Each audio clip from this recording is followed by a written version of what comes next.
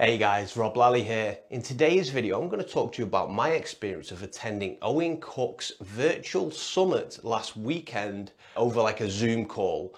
And the reason why I want to make this video is because I attended this summit, I didn't really know what to expect, and I actually got 3 major learning lessons that will help me, I feel personally, will help me with my business and will help me with some of my life going forward as well.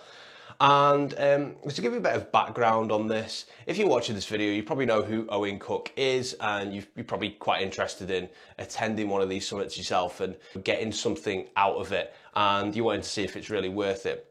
The price tag's very, very low on it. I think it was like $70 or something like that, which I'm in the UK, that equates to roughly about £50 maybe.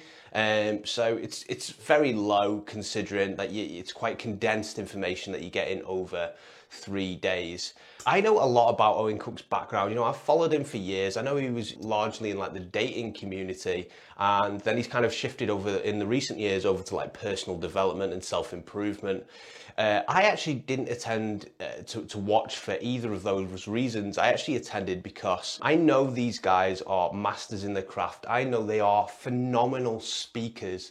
And I know that they are basically world class at what they do. And if somebody's world class at what they do, then I really want to watch what it is they do and get an understanding of what's going on in their head as well. Basically because I feel like I could probably pull even just one idea out of this that could drastically improve my business, okay? So these are the 3 ideas that I got from it. So on the first one, Owen was talking about how people should be pushing themselves and committing to what they do.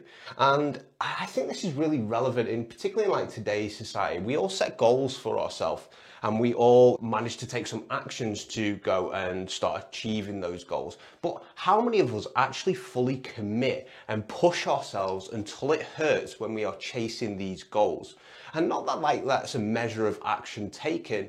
Maybe some people want to be smarter with it than that. But ultimately, like, there should be some discomfort when you are pushing yourself towards these goals, because if there isn't, then you're probably not really going hard enough after it. And when you're pushing yourself, I fit this into 2 categories that's relatable to me and relatable to my business. One, into public speaking. Owen was saying that if you are speaking, you should be speaking with conviction and you should be speaking with emotion as well. So if you can master the art of speaking with conviction and emotion, that's really going to inspire a crowd of people that will actually enjoy what it is you're doing and what it is you're saying as well.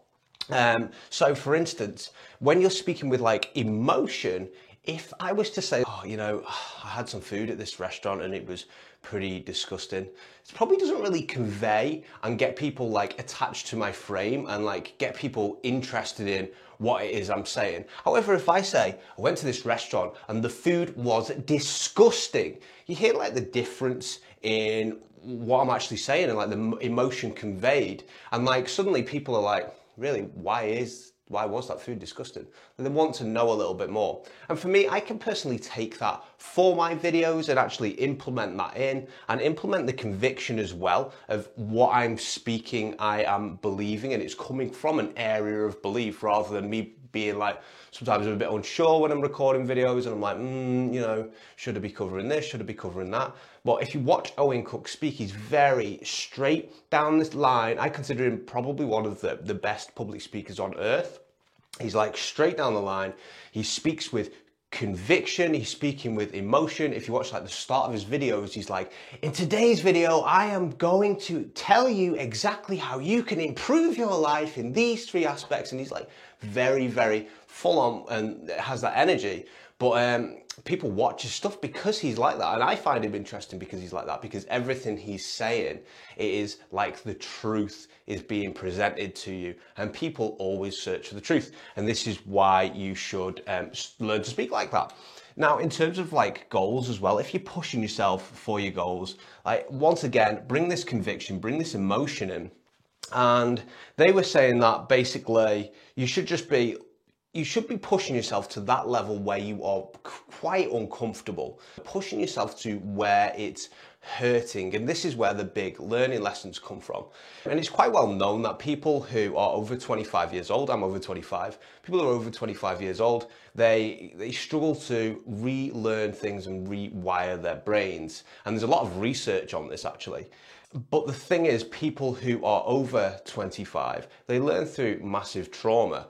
And if you see a person who's over 25 and they've broke up in a relationship, maybe they've got themselves into a bunch of bad habits, they've broke up in a relationship, and suddenly they've basically got their act together after they've split up in this relationship. You know, they're eating healthy, they're going to the gym, lost a bunch of weight, they look great, right? And that's because people learn through massive trauma and they learn through like hurt and things like this.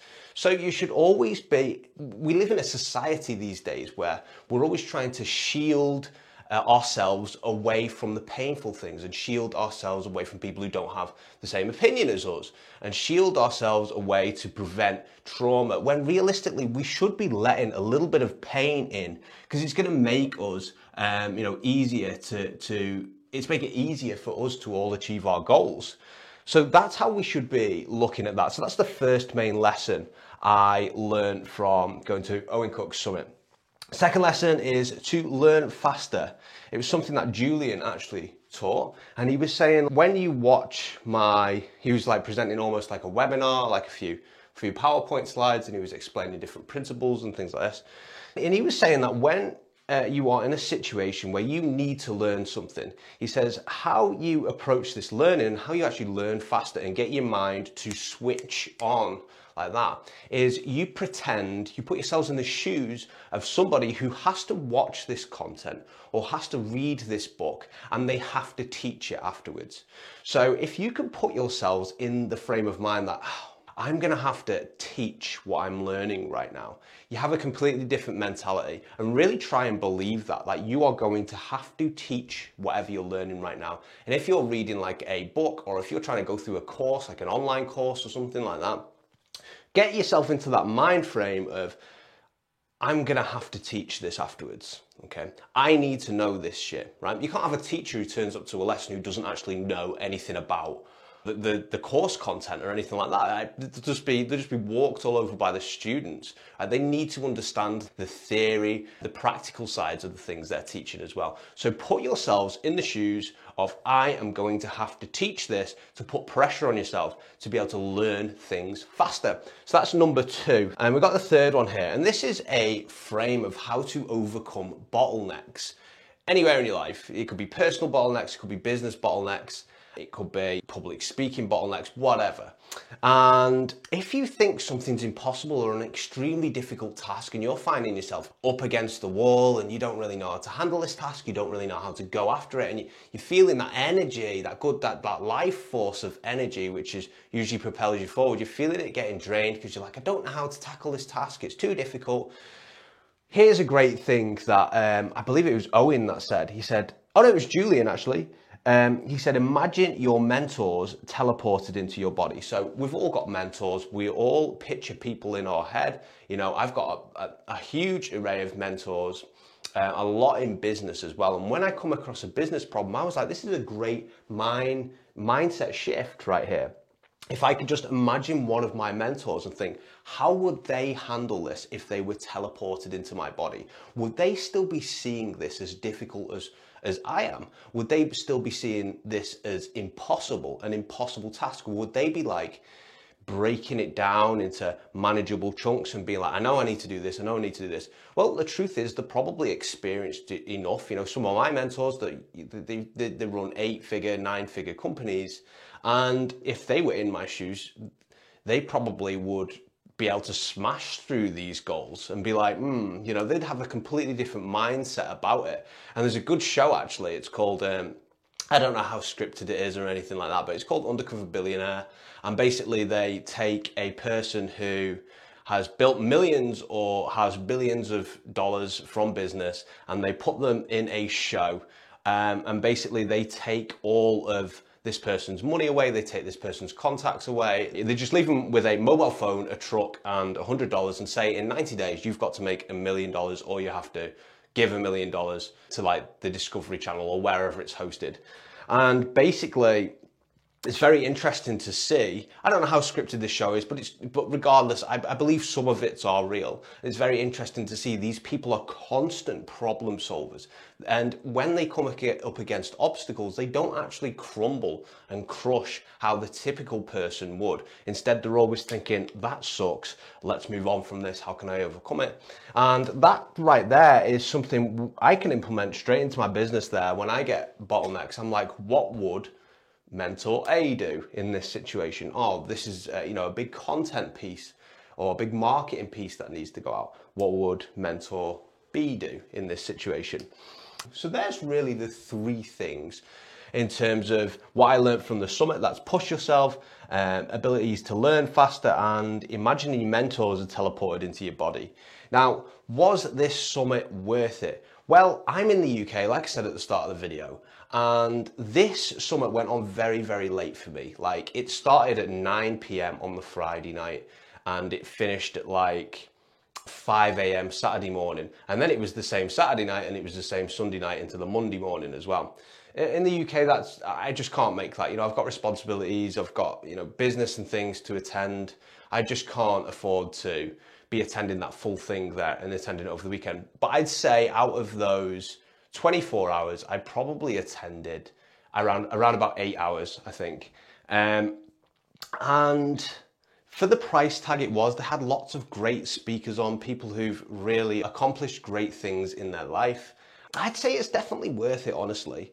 You see like a lot of people, a lot of like big millionaires and people who know an awful lot of things, they'll still attend like Warren Buffett's seminars and they'll pay thousands and thousands of dollars to do it. And the reason why is because they're just looking for just one tiny piece of advice, one line which might be able to help them propel them forward with their life or with their business. And that's exactly what I was looking for in this seminar as well. I wasn't looking for great chunks of information that I could apply to my life. I was just looking for like a few ideas that I could just take out of it and be like, that's interesting. I'm going to input that into my business and see if that helps me.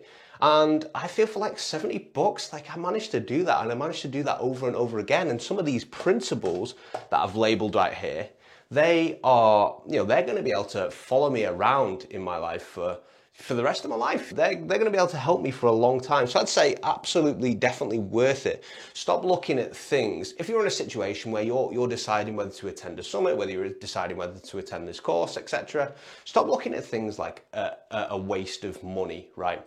If you go through something and it didn't help you at all, fair enough, it didn't help you. But unless you'd have took that chance, you would have never have known.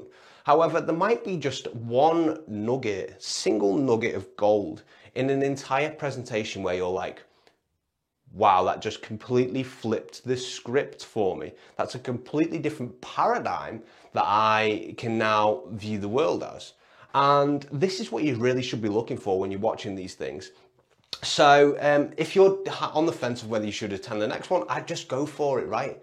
I'd just go for it. What have you got to lose? $70, you will make that again. Hope you enjoyed this video. Take care.